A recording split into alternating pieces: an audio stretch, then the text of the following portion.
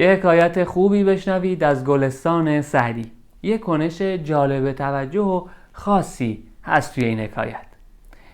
ملک زاده‌ای گنج فراوان از پدر میراث یافت. یه شاهزاده‌ای پدرش مرد و خودش شاه شد و یه گنجینه پر و حسابی تحویل گرفت. دست کرم برگشاد و داد سخاوت بداد. داد چیزی رو دادن یعنی اون چیز رو به انتها رسوندن. این شاهزاده هم سخاوت رو به انتها رسوند و نعمت بی دریغ بر سپاه و رعیت بریخت. دریغ نکرد نعمت رو از لشکر و مردم.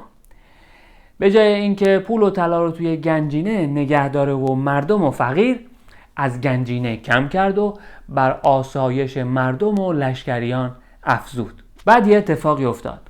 یکی از جلسا نصیحتش آغاز کرد که ملوک پیشین این نعمت را به سعی اندوختند و برای مصلحت نهاده. یکی از بزرگای دربار نصیحتش کرد. بهش گفت پدر تو پادشاه‌های قبلی با کلی سعی و تلاش این گنجا رو جمع کردن. لابد یه مصلحتی بوده که جمع کردن و گذاشتن. دست از این حرکت کوتاه کن که واقعه ها در پیش است و دشمنان در پس. نباید که به وقت حاجت درمانی. واقعه یعنی جنگ، نباید که یعنی مبادا. گفت بی خیال این کار شو که مشکلات زیادی ممکنه پیش بیاد. مبادا یه وقتی نیاز داشته باشی و نباشه و درمونده بشی. بعدش هم 2 بیت آشنا آورد برای تایید این حرفش. اگر گنجی کنی بر عامیان بخش، رسد حرکت خدایی را برنجی. اگه یه گنج بزرگ رو بین مردم بخش کنی یعنی تقسیم کنی، به حرکت خدایی اندازه یه برنج میرسه.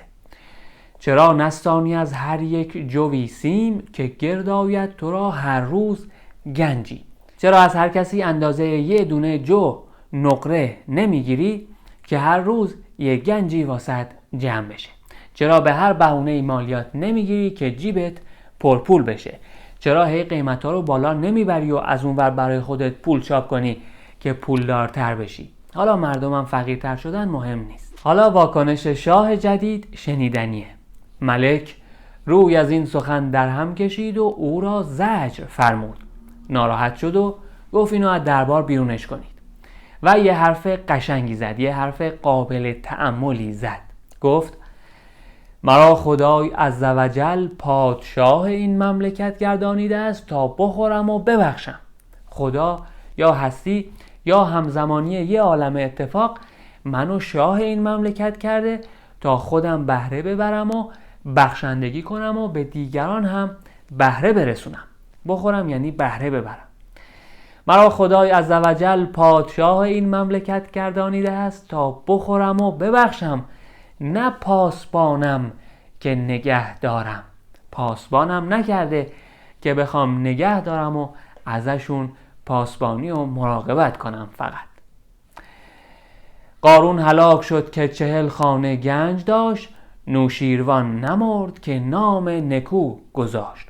قارون که اندازه 40 تا خونه گنج داشت هلاک شد و فقط هم اسم بدش باقی مونده.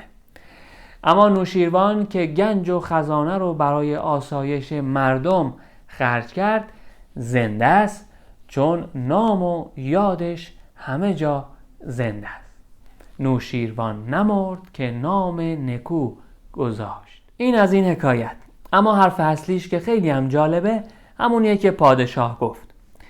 مرا خدای عزوجل پادشاه این مملکت گردانیده است تا بخورم و ببخشم، نه پاسبانم که نگه دارم.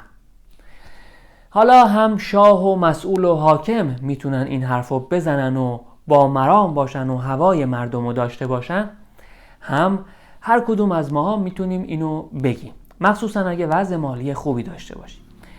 میتونیم اینو با خودمون بگیم دیگه، چون هر کدوم از ماها هر کسی شاه زندگی خودشم هست.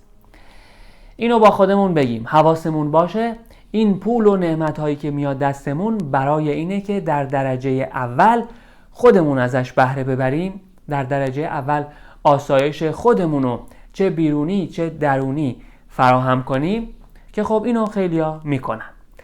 و در درجه دوم هم سخاوت و بخشندگی داشته باشیم تا موجبات آسایش دیگران رو هم فراهم کنیم.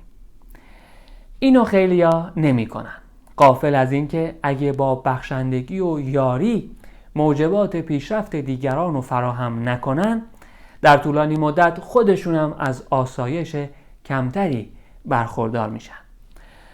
چون ما 2 من داریم، یه من فردی، یه من جمعی. باید به هر دوتاش رسیدگی کنیم.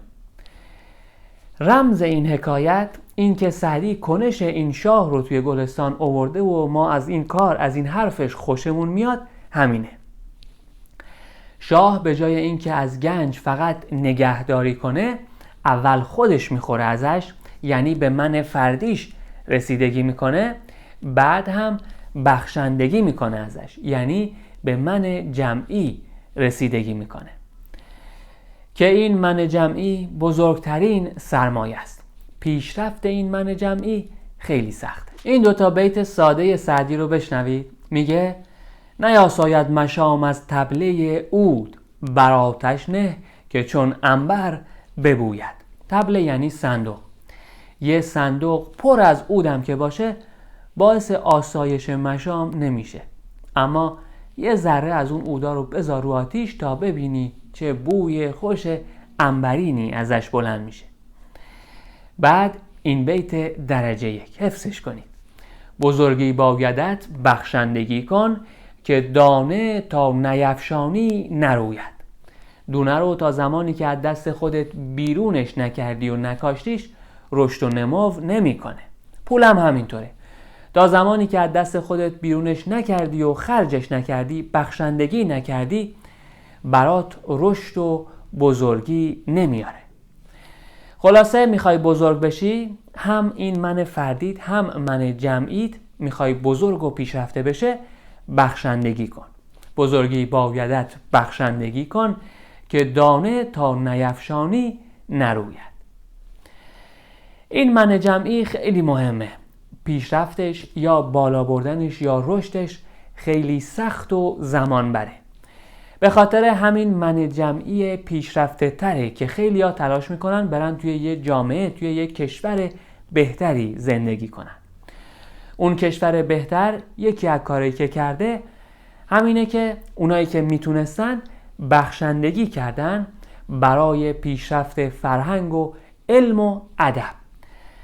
بخشندگی کردن تا فرهنگ جمعی، تا دانش یا آگاهی جمعی بالا بره و یه جامعه خوبی، یه من جمعی پیشرفته‌ای شکل بگیره که همه دوست داشته باشن برن توی اون من جمعی اونجا زندگی کنن. خلاصه کلام، به جای اینکه نگهبان پول و مالمون باشیم، پادشاهش باشیم و ازش برای رشد خودمون بهره ببریم. بعدش هم بخشندگی کنیم تا دیگران هم پیشرفت کنند و من جمعی جامعه رشد یافته تری داشته باشیم. قدیم هم که وقف میکردن همین بخشندگی برای پیشرفت جامعه رو اهمیتش رو فهمیده بودن. الان که وقف کم شده و به دلایل زیادی خیلی نمیکنن، ولی این کمک خیریه، این یاری به پیشرفت من جمعی رو اهمیتش رو فراموش نکنیم. خب من علی کیانی فلاورجانی هستم و هر شنبه یکی از حکایت‌های ادبی و هر 3 شنبه یکی از غزل‌های حافظ رو با شما به اشتراک میذارم. اینجا تلاش میکنم مفاهیم سازنده‌ای که لابلای ادبیات هست رو با شما به اشتراک بذارم، به امید پیشرفت من جمعی. اگه ویدیوهای شکوفایی به نظرتون مفیده، به طور کاملا اختیاری میتونید از این کار ادبی فرهنگی پشتیبانی مالی کنید. هم به پیش بردن این کار کمک میکنید و هم به پیشرفت آهسته آهسته من جمعی. به امید اینکه در طولانی مدت جامعه‌ای بسازیم که دیگران هم به خوبی تمایل داشته باشن بیان و توی جمع ما زندگی کنن.